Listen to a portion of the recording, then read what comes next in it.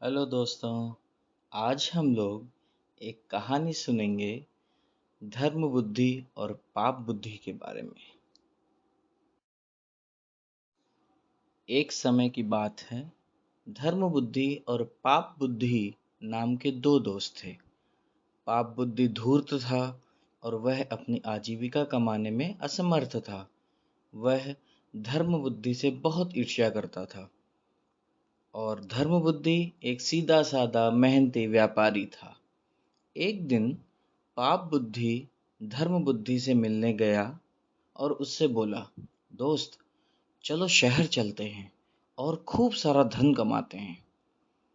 धर्म बुद्धि मान गया और अगली सुबह दोनों एक दूर शहर के लिए रवाना हो गए।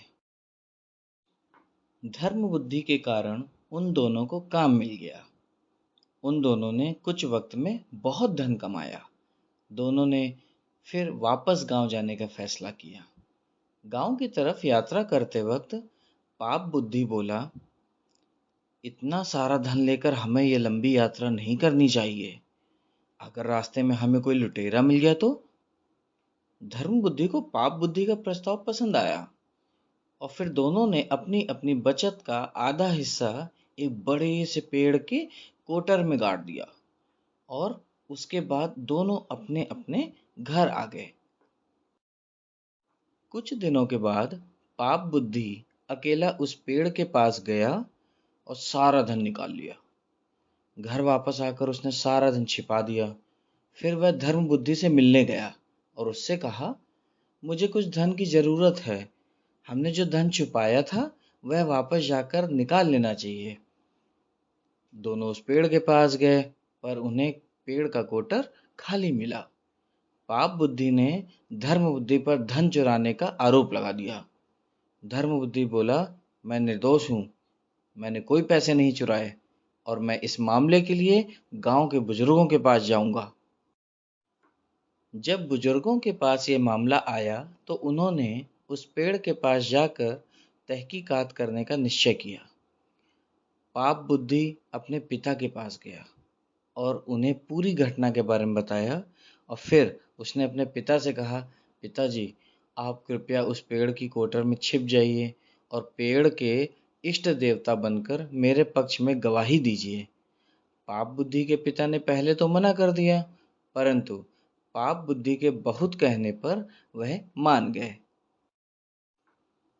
रात में जाकर वह चुपके से पेड़ की कोटर में जाकर छिप गए।